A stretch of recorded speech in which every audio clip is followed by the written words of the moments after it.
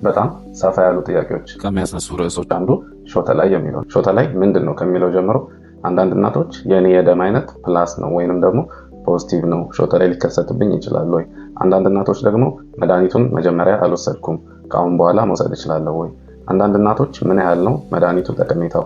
አንዳንዶች ደግሞ አባት ፖዚቲቭ ሆኖ እናት ደግሞ ኔጌቲቭ ወይንም ደግሞ ማይነስ የደም አይነት ኖራት ሾተ ላይ ላይከሰት ይችላል። ይህ እንዴት ሊሆን ይችላል?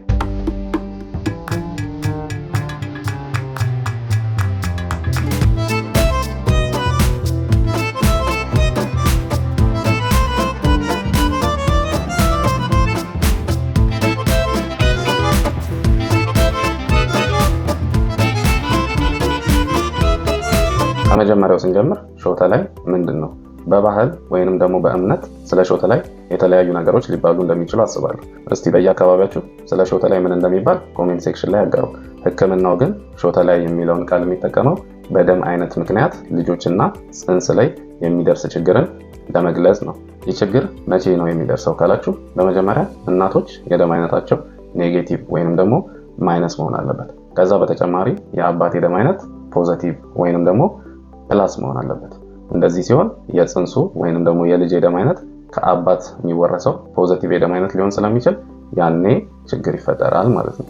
ስለዚህ የእናት የደም አይነት RH ኔጌቲቭ። RH ኔጌቲቭ ማለት ምን ማለት ነው እያላችሁ ከሆነ ብዙ ጊዜ የደም አይነት ሲሰራ AB እና O የደም አይነት ነው ያለው። ከዛ በኋላ እያንዳንዱ ፕላስ ነው ወይንስ ማይነስ ነው፣ ፖዚቲቭ ነው ወይንስ ኔጌቲቭ ነው ማለት ነው። በሌላ አነጋገር እሱ ይገለጻል። ያንን ነው ኔጌቲቭ ወይንም ደግሞ RH የምንለው። እቺ ኔጌቲቭ እና ፖዚቲቭ የምትባለው RH ትባላለች። ስለዚህ የእናት የደም አይነት መጀመሪያ RH ኔጌቲቭ መሆን አለበት፣ የአባት የደም አይነት RH ፖዚቲቭ መሆን አለበት። ነገር ግን የአባት የደም አይነት RH ኔጌቲቭ ከሆነ የሁለቱም ኔጌቲቭ ወይንም ደግሞ ማይነስ ስለሆነ የሚወለደውም ልጅ ኔጌቲቭ ነው የሚሆነው። ምንም አይነት ችግር አይፈጠርም ማለት ነው። ለምንድን ነው ችግር የሚፈጠረው ካላችሁ፣ የእናት የደም አይነት ኔጌቲቭ ሆኖ የልጅ ደግሞ ወይም ደግሞ የጽንሱ የደም አይነት ፖዚቲቭ ሲሆን የተለያዩ ስለሆኑ የእናት የደም አይነት ለልጁ የደም አይነት ሲጋለጥ አንቲቦዲ የሚባሉ ወይንም ደግሞ የተለየ ደም ሲያጋጥም የሚዋጉ ወይም የሚቆጡ አንቲቦዲ የሚባሉ ሴሎችን ማምረት ይጀምራል። እነዚህ አንቲቦዲዎች ናቸው ችግር የሚፈጥሩት። እነዚህ አንቲቦዲዎች ምን ያደርጋሉ? ወደ ልጅ የደም አይነት ይገቡና የልጁን የደም አይነት አታክ ያደርጋሉ፣ ወይንም ደግሞ የልጁ የደም አይነት ላይ ጦርነት ይፈጥራሉ ማለት ነው። ይህ ጦርነት የልጁ RBC የምንላቸው ወይንም ደግሞ ልጁ ውስጥ ያሉ የደም ሴሎች እንዲፈረካከሱ ያደርጋል። ያ ከፍተኛ ችግር ጽንሱም ላይ ሆነ ልጁ ከተወለደ በኋላ ችግር ያመጣል ማለት ነው። ስለዚህ ይህ ችግር እንዳይፈጠር ወይንም ደግሞ እናት አንቲቦዲ እንዳታመርት ምን መደረግ አለበት? የመጀመሪያው ጥያቄ ሊሆን የሚችለው ምን መደረግ አለበት? አንታይዲ የምንለው ወይንም ደግሞ የሾተ ላይ መከላከያ መርፌ የሚባል የመጀመሪያ እርግዝና ላይ ባል RH ፖዚቲቭ ከሆነ ሚስት ደግሞ RH ኔጌቲቭ ከሆነች የመጀመሪያ እርግዝና ላይ መወጋት አለበት። ሐኪሞችን አጋጥሞን የሚያውቅ አንዳንዶቻችሁ ሲሉ ወይንም ደግሞ አጠገባቸው ያሉ ሰዎች አጋጥሟችሁ የሚያውቅ ይመስለኛል። አንዳንድ እናቶች ምን ይላሉ? የኔ ደም አይነት RH ኔጌቲቭ ነው፣ የባለቤቴ ደግሞ ፖዚቲቭ ወይንም ደግሞ ማይነስ ነው፣ ነገር ግን መድኃኒቱን አልወሰድኩም፣ ምንም ችግር ደግሞ ልጆቼ ላይ አጋጥሞ አያውቅም ሲሉ ሰምታችሁ ታውቁ ይሆናል።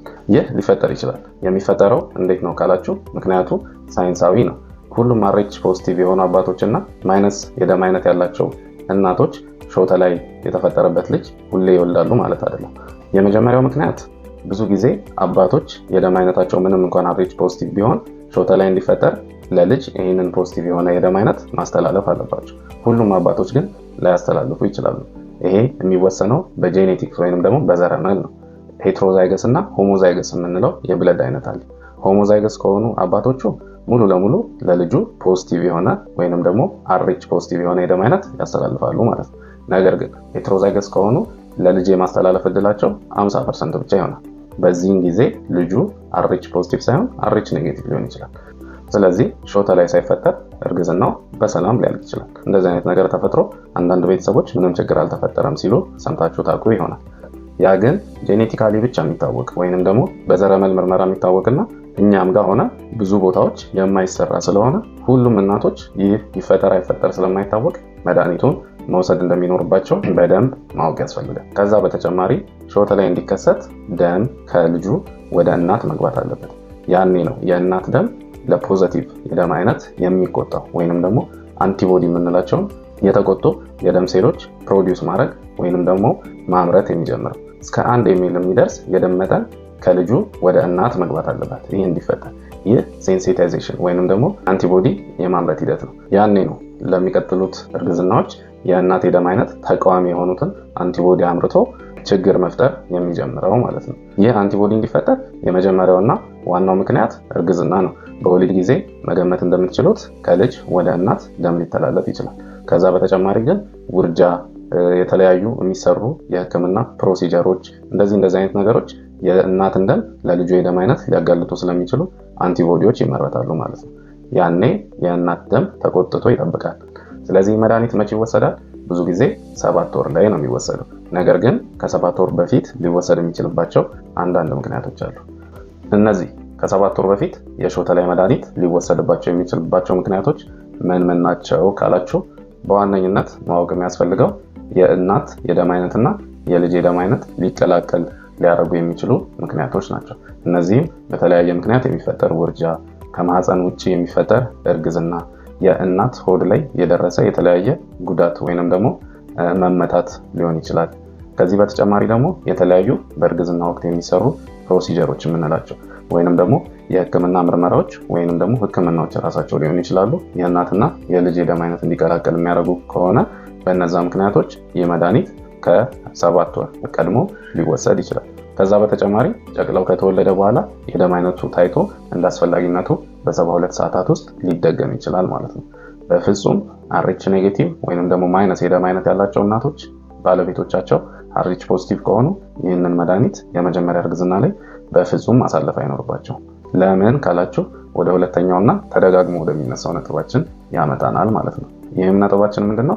እናቶች ይህንን መድኃኒት 7 ወር ላይ ሳይወስዱ አንድ እርግዝና ካለፋቸው ምንድነው የሚፈጠር? እንደዛ ሲሆን የእናት ደም ኦልሬዲ ለልጁ ደም ተጋልጦ ሊሆን ስለሚችል አንቲቦዲ የሚባሉትን ቅድም የጠቀስናቸውን አጥቂዎች አምርቷል ማለት ነው።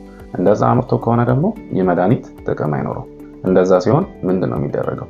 መጀመሪያ አምርቷል ወይስ አላመረተም የሚለውን ለማረጋገጥ እናት ላይ የሚሰራ ምርመራ አለ። ይህ ምርመራ ኢንዳይሬክት ኩምብስ ቴስት ይባላል። ስለዚህ RH ኔጌቲቭ ሆናችሁ ባሎቻችሁ RH ፖዚቲቭ ወይንም ደግሞ ፕላስ የደም አይነት ኖሯቸው ይህንን መድኃኒት ሳትወስዱ አንድ እርግዝና ያለፋችሁ እናቶች ይህንን ምርመራ በማሰራት አንቲቦዲ ወይም አጥቂ አምርቷል ወይስ አላመረተም የሚለውን መጀመሪያ ቼክ ማድረግ ያስፈልጋል። ካላመረተ እንደ ሌሎቹ እርግዝናዎች ይህ መድኃኒት ይወሰዳል። አምርቶ ከሆነ ግን መድኃኒቱን መውሰድ ጥቅም አይኖረው። ከዛ ምንድነው የሚደረገው? ይህ መድኃኒት ሳልወስድ የመጀመሪያ እርግዝና ያለፈኝ፣ ሁለተኛውም አለፈኝ፣ ሶስተኛውም እንደዛም ሊሆን ይችላል። እንደዛ ለሚሉ እናቶች ምንድነው የሚደረገው? ይህንን ምርመራ ታረጉና ኔጌቲቭ ከሆነ መድኃኒቱን እንደማንኛውም እናት መውሰድ ያስፈልጋል። ነገር ግን ይህ ምርመራ ፖዚቲቭ ከሆነ ኦልሬዲ አጥቂ ማምረት ጀምሯል ማለት ነው የእናቶች ደም። ስለዚህ እንደዛ ሲሆን ማድረግ የሚቻለው ከፍተኛ የሆነ ክትትል ማድረግ ነው። በማህፀንና ጽንስ ስፔሻሊስቶች የታገዘ ከፍተኛ ጥንቃቄ ያለበት ክትትል ማድረግ ያስፈልጋል። ለምንድነው ይህንን ክትትል የምናደርገው ካላችሁ፣ እነዚህ የተመረቱ አጥቂ ወይንም ደግሞ አንቲቦዲዎች ጽንሱን ገና ከመጀመሪያው ጀምሮ ማጥቃት ሊጀምሩ ይችላሉ።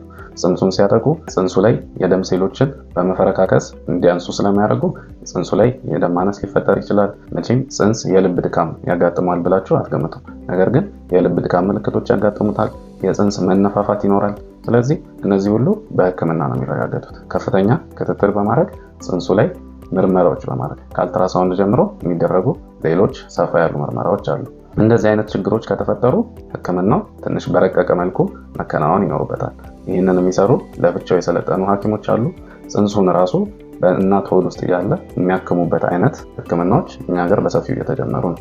ስለዚህ ጽንሱ ህክምና ካስፈለገው ጽንሱ ራሱ ሊታከም ይችላል። ለጽንስ እስከ ደም መስጠት ድረስ የሚደርሱ ህክምናዎች ይደረጋሉ። አንዳንድ ጊዜ በጣም የከፋ ሲሆን ጽንሱ እንዲቋረጥም ሊደረግ ይችላል። ስለዚህ የቅርብ ክትትል አድርጎ ጽንሱ ሳይጎዳ ልጅ ለመውለድ የሚደረገውን ሂደት በደንብ መከታተል ያስፈልጋል ማለት ነው።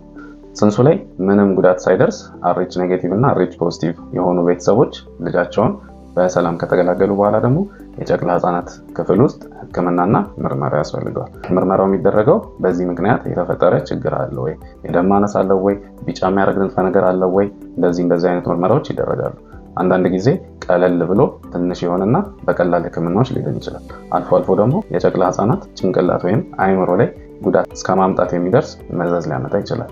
ይህ ደግሞ ለረጅም ጊዜ ክትትል የሚያስፈልገው፣ አንዳንዴ ህጻናትን ካደጉ በኋላ እድገታቸው ላይ፣ አይምሯቸው ላይ፣ አጠቃላይ ሁኔታቸው ላይ ተጽዕኖ የሚያደርስ ጫና ፈጥሮ ሊያልፍ ይችላል። እነዚህ ሁሉ መዘዞች እንዳይፈጠሩ ከፍተኛ የሆነ ጥንቃቄ፣ ክትትል እንዲሁም ደግሞ መድኃኒቱን በተገቢው መንገድ ከሕክምና ባለሙያዎች ጋር ተማክሮ መውሰድ ያስፈልጋል ማለት ነው። ከዚህ በተጨማሪ እንደዚህ አይነት ችግር አጋጥሟቸው ልጆቻቸው ጨቅላ ህፃናት ክፍል ውስጥ ገብተው የወጡ ቤተሰቦች ከወጡ በኋላ አልፎ አልፎ የሚከሰቱ ችግሮች ሊኖሩ ስለሚችሉ ክትትል ማድረግ ያስፈልጋል። ስለ ሾተ ላይ፣ እርግዝና ላይ፣ ጽንስ ላይ እንዲሁም ደግሞ ጨቅላ ህፃናት ላይ ለሚያደርሰው ጉዳት ሰፋ ያለ ግንዛቤ ለማስጨበጥ የነበረን ቪዲዮ ይህን ይመስላል። ይህንን ቪዲዮ ከወደዳችሁት ሰብስክራይብ፣ ላይክ፣ ሼር በማድረግ የቻናላችን አባል ይሁኑ። አመሰግናለሁ። በቀጣይ በሌሎች ሰፋ ያሉ መረጃዎች የምንገናኝ ይሆናል። ሰላም።